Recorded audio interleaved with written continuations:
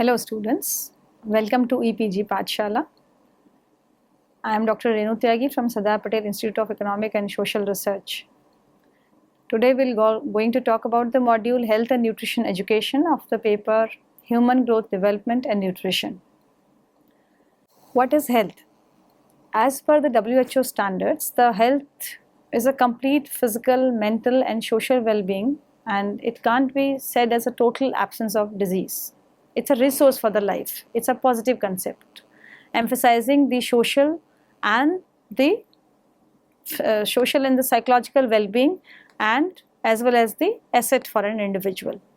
The basic objectives of this module is to study the relevance and the importance of the health education in our life, and accordingly to study the importance of the nutrition education and how they both are related to each other. We have to study the relationship between the health education and nutrition education.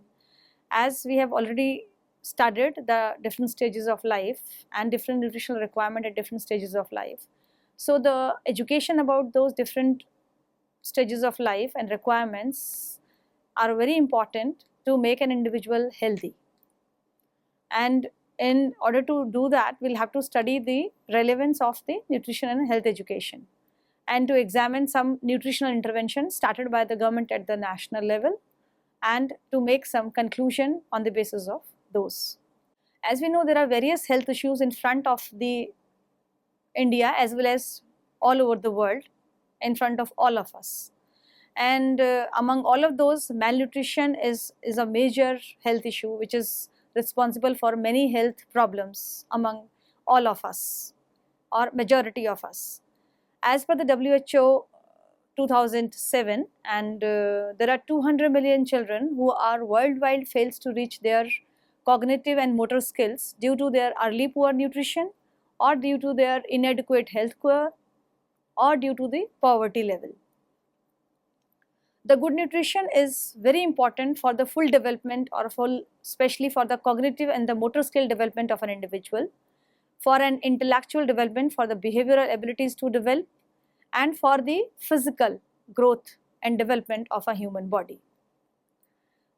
Some of the malnutrition deficiencies, as we all know, depends upon the macronutrients imbalance or due to the micronutrient imbalance. So, especially during the infancy stage, some of the macronutrients deficiencies, especially those of the iron and of the iodine, may result in the irreversible cognitive damage among the infants. Malnutrition adds to these problems and it makes the situation further poor. So malnutrition can create several problems or several health problems which just cannot be reversed, or which results in the further, which hampers the socio-economic development of an individual. Malnutrition, as we know, affects the all organisms or the all groups in a community. However, infant, young children and pregnant women are the special categories which are most vulnerable to the malnutrition due to their high nutritional requirement. A malnourished mother is at a higher risk of giving birth to a low birth weight baby. So, and nourishment or nutritional requirement of a pregnant woman is very important. The low birth weight babies may be predisposed to the growth failure. They can't grow as per their different stages during the infancy, during the early childhood, and they are at the increased risk of morbidity and the early death even. The malnourished girls are at a risk of becoming the malnourished mother, thus contributing to the intergenerational cycle of malnutrition. So that keeps on going from generation to generation. Malnourishment is a very crucial health issue which need to be taken care of in a serious note. So the education level of the mother is the most important factor in determining a child's health, which should be given a due attention. This is a pictorial representation of the toll of malnutrition which is taking all over the world. It's a global burden of the death of children under 5 years by the different causes. It's a recent data which shows that the total deaths among the children due to malnutrition contributes to about 35% of all deaths among those children. However, the rest could be the diarrhea, pneumonia or HIV AIDS or malaria or birth asphyxia or any other causes, but the deaths due to the malnutrition is a significant percentage which can be taken care of, and we should give in special emphasis on tackling the malnutrition. Malnutrition, as we know, is a major public health problems in the developing world, especially in the southern Asia and the sub-Saharan Africa, because in these region population the diet is frequently poor in the macronutrient as well as in the micronutrient or in the both. The deficiency of the macronutrient could result to the protein energy malnutrition, that is PEM, which could be kwashiorkor or marasmus, and the deficiency in the micronutrients could lead to the specific micronutrient deficiencies like anemia, etc. A high prevalence of bacterial and parasitic infections in the developing countries adds significantly to the malnutrition. So, the malnutrition increases one's vulnerability and severity of infection, and it becomes a major cause of diseases and the death in the children of the developing world. So, malnutrition poses serious threat to our children and to the other section of the population. This picture shows the global low birth weight issues in the different nations. It explains that the 5 countries, namely India, Pakistan, Nigeria, Bangladesh and Philippines, accounts for the more than half of global low birth weight burden all over the world. Rest, that is 9.5 million, is responsible for the global low birth weight. This pictorial representation shows the low birth weight and its consequences. The low birth weight can be defined as the weight of a newborn less than 2.5 kg, and if a child is born with the weight of less than 2.5 kg, then the child is under a threat of different health issues.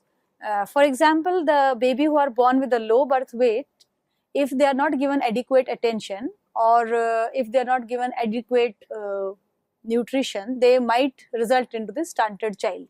The low birth weight babies have the chances of having the inadequate catch-up growth or inadequate adolescent spurt, which may result in the stunted adolescence as well. And untimely inadequate weaning and frequent infections, inadequate health care and the food could always add to the child to become a stunted child. And such stunted child, if are not given adequate health and food, they might become stunted adolescent, and which might impact their mental capacity. The adult or the adolescent who are stunted, they will become the stunted adult, and the girls who are stunted may become malnourished mothers, and they might again give rise to or give birth to the baby who are low birth weight babies, and such women also may grow into the malnourished elderly. So that cycle goes on and it passes on from generation to generation. So that issue need to be taken care of seriously, and nutritional requirements should be given due attention. The health issues among the adults and the senior citizens are equally important. There are several important health issues. One of the important health issue among the adults as well as among the elderly is the metabolic syndrome, which may occur due to the sedentary life cycle, poor cardiorespiratory fitness, unhealthy diet, and increased overweight and obesity. We all know that obesity is an important risk factor for serious non-communicable disorders such as the diabetes, high blood pressure, high cholesterol level, hardening of the arteries, some form of cancer, strokes, and the heart attacks. More than 250 million people were found to be obese worldwide by the WHO, and obesity once attained in childhood tends to continue in adulthood, and which might pose such health consequences threat to the adults as well.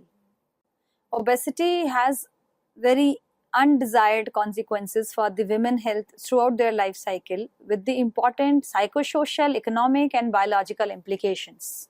The women face many psychosocial issues, they face many economical issues, as well as there are biological implications that they will be prone to many other health issues being obese.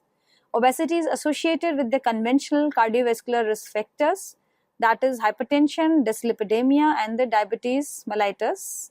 Obesity has been reported to be the second most preventable cause of death in USA. So that should be given a very important attention, as it can be prevented in the beginning itself. Obesity, as we know, is no more restricted to the elderly or the adults. The obesity is a global epidemic, and it could be seen among the children as well, which could be reported due to their high cholesterol level, type 2 diabetes, which is impaired glucose tolerance, or high blood pressure, or various social problems or poor self-esteem, sleep disturbances, and orthopedic problems could be easily seen in the children nowadays.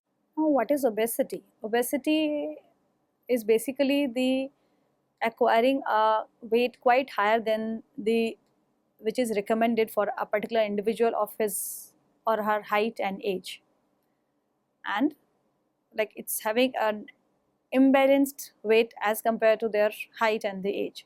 So obesity is nowadays increasing world over, especially in India also. So and obesity is responsible for many health problems. So that obesity need to be taken care of seriously, because it might lead to the further health complications.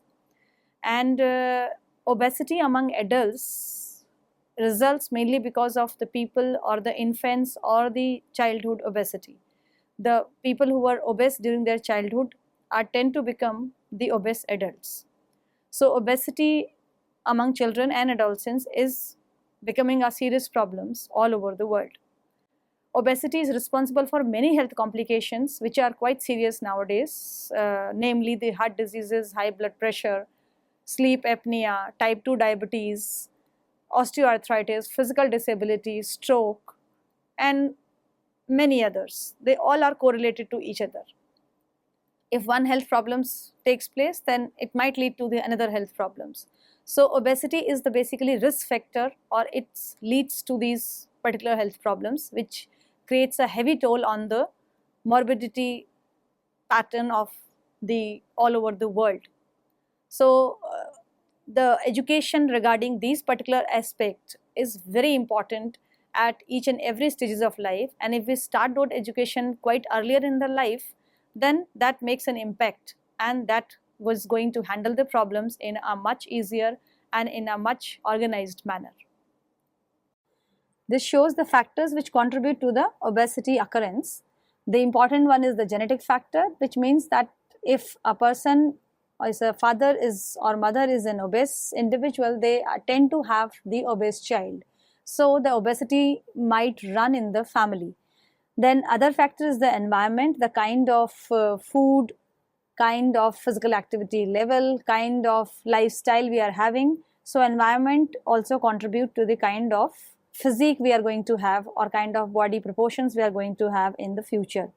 Unhealthy diet adds to the problem. Our sedentary lifestyle, which is increasing day by day, people are less mobile and they try and sit and keep working for hours together, that adds to the obesity occurrence among the children as well as among the elderly. And lack of physical activity is another important contributors to make an individual an obese individual. This pie chart shows the disease profile among the Indians. It shows that the non-communicable disease contributes a very significant proportion to the disease burden among the Indians. The communicable disease contributes 37%. However, rest of it is being contributed by the non-communicable diseases, including the injuries and the others. So approximately 40% is the contribution of the Indian disease profile due to the communicable diseases, and out of which many of those non-communicable diseases are preventable. As we know, there are various health risk factors. So in view of those health risk factors, which keeps at an alarming level all over the world as well as at the national level, they make us realize the importance of the health education. So the public health policy need to intervene and need to start on education intervention strategies to combat or to fight with such risk factors. So education about nutrition becomes important. Education about nutrition and the health and related factors, it's very important to manage the health and the associated problems in a very organized way or in a systematic way. Health education has been defined as a combination of the learning experiences designed to facilitate the voluntary actions which are conducive to health or which are favorable to the health. So this is a combination of the health experiences, like the different health issues which can be tackled in an organized manner. Those should be put together and those should be handled in a much organized manner so that they can be we can take care of the different risk factors associated with those health issues, and we can tackle those risk factors and we can work on those risk factors and accordingly handle that particular health problems. Suppose we talk about the obesity, so we'll have to study the different risk factors which are associated with the obesity. So accordingly we'll work on those risk factors and we'll try to reduce and minimize the impact of those factors so that which may not lead to a person to be an obese person. Accordingly, if we'll work on those risk factors, then those health complications or those health issues would not arise or would come at a minimum level or the level which can be handled or which can be taken care of. So, and health education is a very important component to tackle the health of an individual in a very systematically and organized manner. Health education emphasizes the importance of matching the multiple determinants of behavior with multiple learning experiences to create the favorable conditions for the action to be taken. The behavioral measures are undertaken by an individual, group or community to achieve an desired health effect and complete understanding and acceptance. The health education aims at the change of behavior, and a multidisciplinary approach is required for understanding of the human behavior. Now let's see the approaches to the health education. The health education has two approaches. It's a direct approach and an indirect approach. The direct approach is called as the persuasion approach, where we give the skills to an individual and we force or we ask that particular individual to do and follow that particular life strategy to be followed or life skill to be followed. So that's in persuasion approach. We persuade an individual to go for a particular strategic way to handle their health. The another approach is the informed decision making approach, which means we give an information, we give a problem solving approach, we give a judgment approach, but we don't force our decision on that particular individual. We leave the choice of decision making to that individual to choose that particular strategies or how to choose that particular strategy. So it's an informed decision making approach where an individual has a choice to select that particular approach or not. So education has traditionally been providing the information and the skills to tackle their health issues. But now it has to be a combination of the two. It has to be the persuasion as well as the informed decision making approach. So that way we can handle the health or the adequate health in a much justified manner. The major objectives of the health education should be to reduce the morbidity and mortality by changing the behavior and belief patterns of the people. Its aim should be to foster the appropriate use of the health services, and it should create an awareness of the various emerging health issues among the people. They need to be make more aware about the emerging health problems so that they can accordingly handle or tackle those problems and take some relevant lifestyle changes in their health patterns. The health education also aims to encourage the personal growth through enhancing the awareness, self-esteem and self-assertion. Now the health education can be formal, non-formal and can be informal. The formal health education is the one which is the regular schooling which follow a particular curriculum and which covers a wide range of the knowledge, skill, values and the attitude. The formal health education may take place in the regular schools or it may take place in the different health setting, for example the hospitals or the primary health centers. The non-formal education is defined as the one which is structured and which is persistent educational activities that may occur within and outside the educational institutions and may serve the people of each and every age. It may cover the educational programs like the adult literacy programs or the literacy programs at different environmental educational setups. The informal education is defined as the one which is given through the mass media or which is given through the mass publicity campaigns where there is no individual or no personal attention. It's aimed towards the masses and not towards an individual. So these three ways of education are very crucial, and they can give us the health education with a different spectrum and with a different coverage. So each and every sort of health education means are important for us to make people sensitized, to make people aware of the relevance of the education in the field of the health and the nutritional aspect, contributing towards the healthy life or the well-being of an individual. So education is very crucial to make us aware about the kind of food habits, kind of food, kind of related issues which can be taken care of to make ourselves healthier and quite free of the serious illnesses. Let's talk about what is nutrition education. Nutrition education is an important field because it plays an important role in the etiology and management of the many diseases. That is, it tells about the occurrence or the frequency of a particular problem in a particular populations. A significant proportion of the burden of diseases in the present scenario is directly attributable to the kind of nutrition we take. Nutrition is an important foundation for health and the proper development. A better nutrition means a stronger immune system, lesser illnesses, and a better health. Healthier people are stronger, they are more productive, and they are able to create opportunity for gradually breaking the cycle of both poverty and hunger in a much more sustainable way. Better nutrition is a milestone to achieve the better quality of life. For instance, an adequate nutrition during infancy is important for the long-term growth and the health. Some of the nutritional risks for the infant include anemia, jaundice, breastfeeding complications, and some specific medical conditions, etc.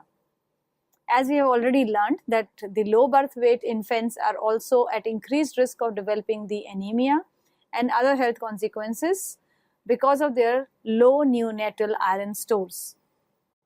Anthropometry plays an important role in assessing the nutritional status of an individual.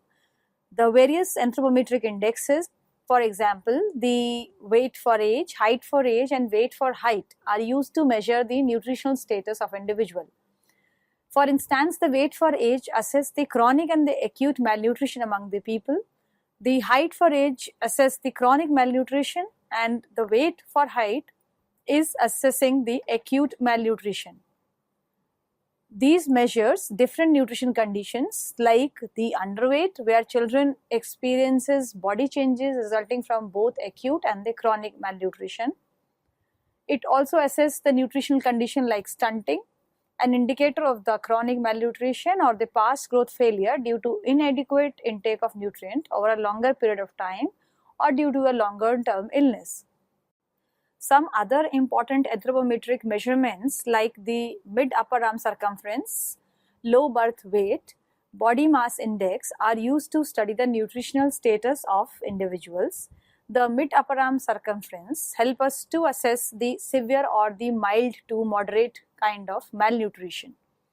The low birth weight is an indicator of the undernutrition among the newborns and intrauterine growth retardation among the infants. The World Health Organization defines low birth weight as the weight under 2.5 kg at birth, and the different causes of the low birth weight includes the inadequate maternal food intake during pregnancy, or smoking among the mothers, or the short maternal stature, or maternal infections. The body mass index, which is calculated as the ratio of weight upon height in meter square, is calculated to determine the nutritional status of the adult population. The body mass index compares the weight and the height, and it measures the body mass ranging from the underweight to the obese. It helps us to classify the people under the underweight category or the normal weight category or the overweight or obese category. So all these measurements help us to study the different nutritional statuses of the people. So the nutrition education and along with the anthropometry help us to assess the nutritional stages of the people. So far we have studied the importance of nutrition and how the nutritional status can be studied in a population or of an individual. The objectives of the nutrition education is to convey the required information or the fact about the nutrition. It should be aimed to change the unhealthy attitude to the healthy eating practices and teach the positive skills regarding the nutritional goals. These objectives need to be fulfilled in an age-appropriate ways while taking care of the personal and the cultural preferences of the individual. Now we know that education and nutrition have a cyclic relationship. Well-nourished children are better able to reach their academic potentials, and educated children, especially girls, can better understand and act on the information, including the use of the health services, and they can be more empowered to take the decisions like delaying the marriage, delaying first pregnancies, to have longer birth intervals between the babies, and contraception's use. Nutrition education. The nutrition education aims towards the promotion of healthy nutrition, including the choice of food, food preparations, and storage of food. The healthy nutrition is understood differently in the different nations and among the different cultures. A healthy nutrition should be an integral part of the daily life as it contributes to the physiological, mental, physical, and the social well-being of individual. It is the combined effect of food, health, and the care we give. Nutritional well-being is determined by consuming the safe food and a balanced diet that contains the adequate proportions of different nutrients in relation to the bodily requirement. So nutrition education has been shown to have a significant impact in fostering the healthful eating habits. This picture shows the different nutritional programs being run by the Government of India under different ministries. The Ministry of Rural Development runs the Applied Nutrition Program. Similarly, Ministry of Social Welfare runs Integrated Child Development Services Scheme, that is called ICDS, and it has the Balwadi Nutrition Program. It has Special Nutrition Program. The Ministry of Health and Family Welfare runs National Nutrition Anemia Prophylaxis Program, National Prophylaxis Programs for Prevention of the Blindness due to Vitamin A deficiency, National Iodine Deficiency Disorder Control Program. And the Ministry of Education runs the Midday Meal Program for the school children. As we have seen that these programs are being run successfully by the Government of India, but there are many issues which are related with these different projects and the programs, and they can be made more effective to have a kind of right nutrition and health education among the children and the adults and the other different sections of the population.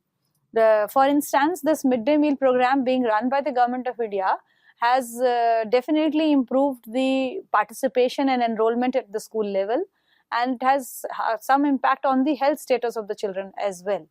So the education regarding the adequate nutrition and the right nutrition could be begun in a much more bigger way at the school level to make children more educated, because by educating the children at school level, we can educate their parents indirectly, or we can educate the people who are associated with them, or people who are involved with the school setups, the school staffs, and many other related people.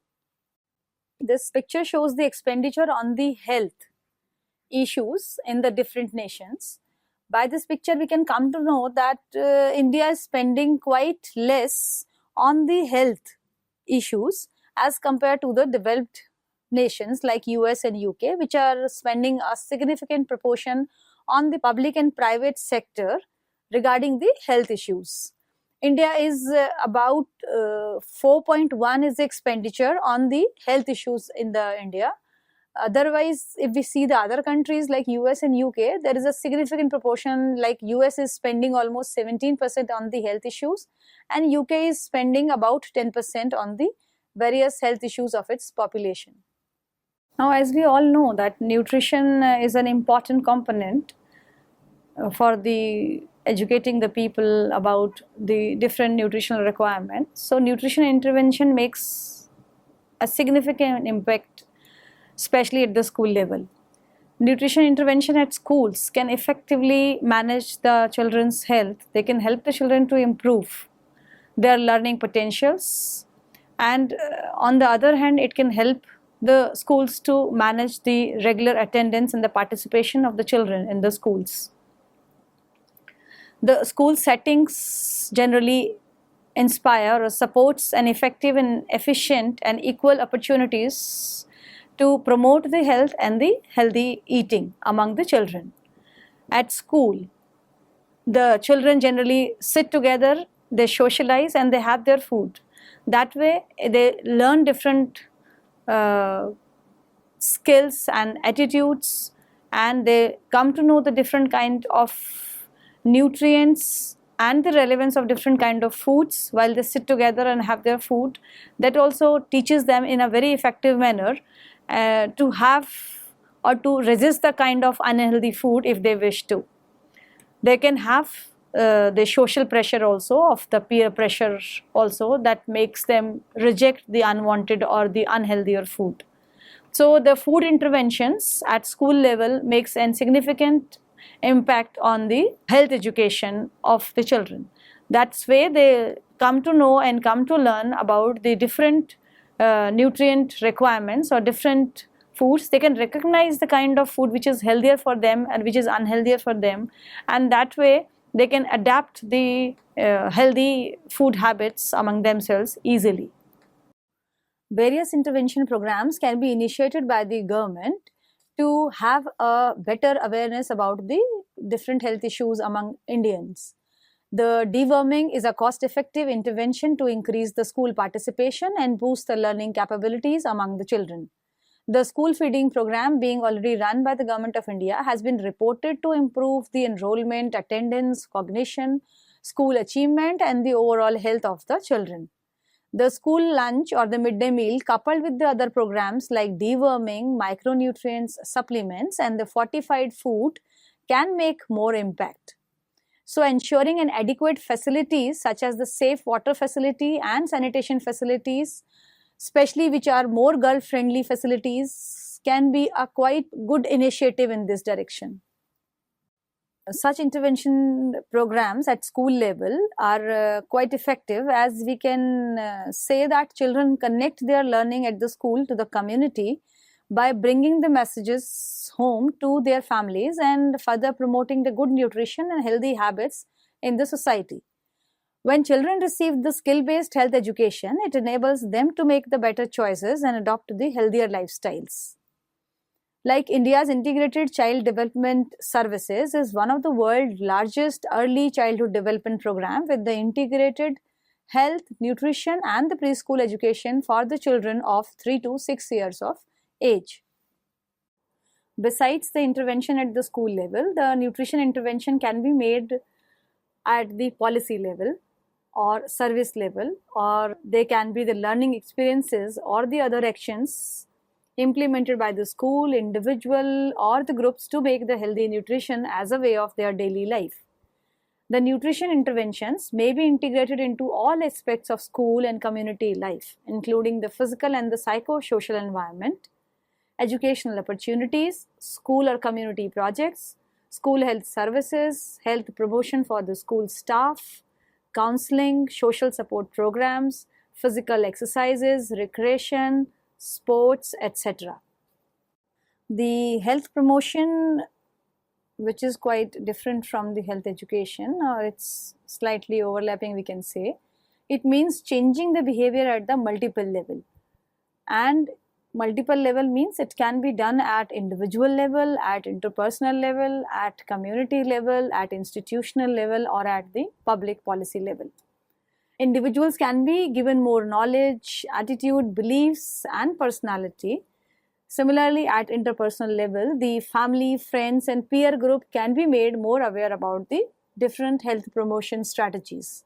At the community level, the social networking and the standard norms may be designed to have the adequate health and the nutrition.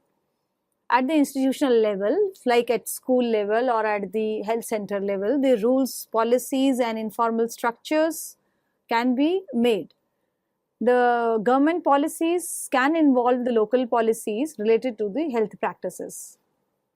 These are the different health promotion tools like the mass media, the social marketing, community mobilization, health education, and policy communication, which can be considered as the important health promotion tools, because then they can reach the masses and they can communicate in a much better and effective manner about the health and the better well-being at each and every stages of life. As we have already spoken about the behavioral changes at the multiple level, that is at the individual, family, community, organization, and policy making bodies level. So generating an awareness reduces the malnutrition, or it prevents the communicable diseases like malaria. It helps the children to survive. For example, the breastfeeding should be promoted among the children of 4 to 6 months of age so that they can survive in a much better way. Improving the maternal health, the mothers need to be educated about improving the maternal health so that they can have the safe motherhood and they can tackle the emergency obstetric care as well. The families need to be made more aware so they can plan the family planning as a norm, and which could have a worldwide effort or worldwide impact on the health issues. We can combat the HIV and AIDS by following the Uganda program. So these are some of the examples of the behavior changes success which we have seen so far world over. So there is a need to give a careful consideration to the nutritional convergence, and more effective strategies need to be developed, more effective messages need to be given to the children. The kind of messages which are given to the children also should be taken care of. We should try and give them those messages either by the e-learning or by the different mass media measures. We can give them those messages in the local languages, and the messages given to the children, especially to the adolescents and the children, should be quite approachable, should be quite acceptable to the children. They should be given in a way which conveys the meaning that the children, after following those health measures or the nutritional measures, they can be what they want to become or what they want to look like. So that way the acceptability of our messages to the children is much more. There is a need of the convergence of the different programs. There is a need for the convergence of the sanitation department, health department, which can work in a collaboration to make the impact of the health education and the nutrition education much more or in a much acceptable manner. There is a need to promote the policies for increasing the food productivity, so there are less, we can say, malnutrition in the future generations or in the present generations. So that way we can make the impact of the health education and nutrition education among the masses or among the people. There is a convergence of the nutrition component and the health component and the desired well-being of ourselves. So education, health and nutrition need to be in a collective approach, need to be studied in a collective approach to have a better awareness about the nutrient requirements, the health issues which can be taken care of. So there is a convergence of the nutritional component. So students, let's summarize what we have learned from this particular module. We know that there is an importance of the nutrition education and there is an importance of the health education, and health nutrition are both quite related to each other. So health and nutrition educations are equally important and they need to be given due considerations to make ourselves healthier and more to have a quality life with each and every stage of our life. So besides like making ourselves more aware of the healthy diet and making ourselves aware of the health educations, we need to know like the different suggestive measures to follow to be a knowledgeable or to be a educated citizen. An increasing use of technology, as we know, is quite common in each and every field. Similarly, in the health education and nutrition education, the e-learning can be a great tool. The e-learning approaches can have an impact on the masses. So e-learning approaches should be given due attention. That way we can give the consideration to each and every individual, and it's quite cost effective also, because then it saves our interpersonal counseling cost as well.